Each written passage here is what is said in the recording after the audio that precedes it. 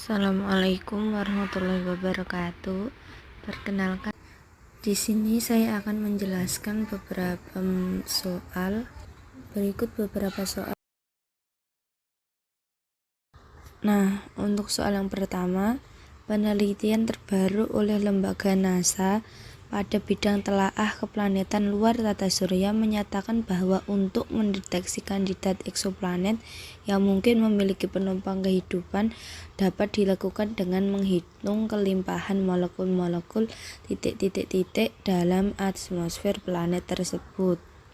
Jawabannya, gas hidroksil, gas nitrogen monoksida, dan gas oksigen. Gas nitrogen sering disebut gas transparan. Gas ini susah sekali dideteksi karena sedikit berinteraksi dengan cahaya, baik cahaya tampak, inframerah, ataupun radio. Baik, untuk soal yang kedua, temperatur planet tidak dipengaruhi oleh faktor. Jawabannya, massa bintang pusat. Karena massa bintang secara tidak langsung sebetulnya mempengaruhi temperatur planet.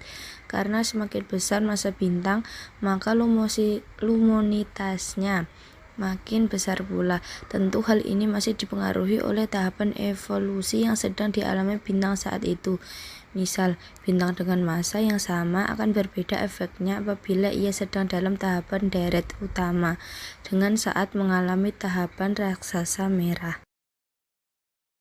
Untuk yang ketiga, seorang astronot berdiri di permukaan bulan di sisi yang menghadap bumi, maka astronot akan mengamati. Jawabannya, bumi tidak bergerak melintasi langit. Pengamat tetapi tampak berputar pada sumbu rotasinya. Jadi, sisi bulan yang menghadap bumi selalu sama, karena periode rotasi dan revolusi bulan besarnya juga sama. Jika kita berdiri di sisi bulan yang menghadap ke bumi, maka bisa dibayangkan bumi tidak akan bergerak kemana-mana. Kita akan melihat bumi menggantung di langit berubah fase sambil berotasi saja.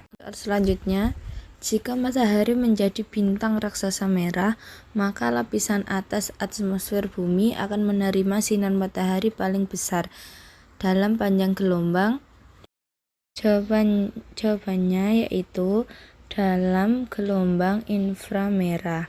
Karena puncak spektrum raksasa merah ada di daerah inframerah dan juga karena rentang panjang gelombang inframerah yang lebih lebar dari cahaya tampak, sehingga foton inframerah jumlahnya akan lebih banyak dibanding foton pada panjang gelombang lain.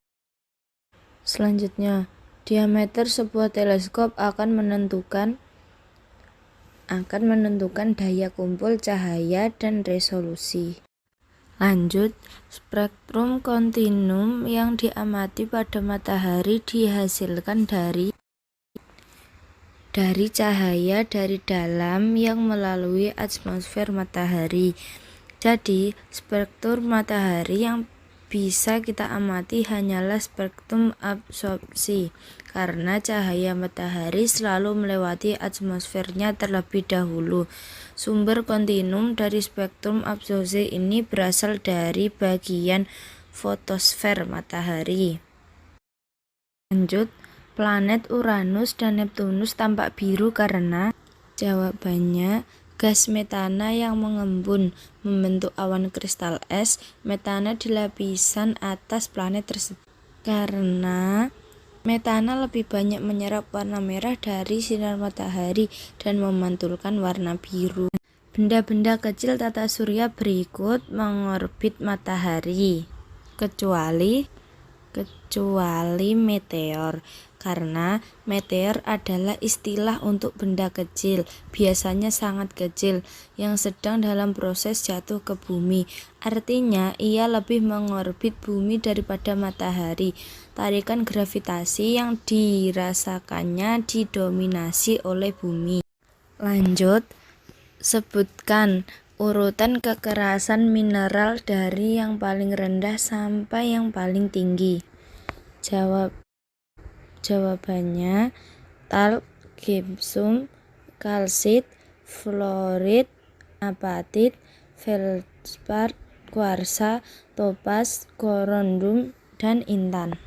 Batuan beku yang terbentuk dari magma asam di bawah permukaan sehingga membentuk tekstur vaneritik yaitu batuan granit.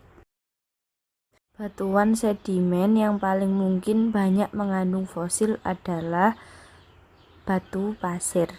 Selanjutnya, batuan metamal berikut yang memiliki struktur foliasi adalah batuan milonit, filit, sekis, dan gneiss.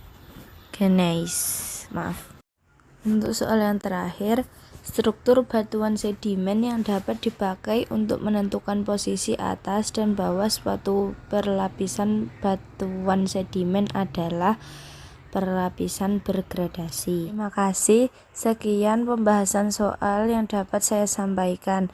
Kurang lebihnya mohon maaf. Wassalamualaikum warahmatullahi wabarakatuh.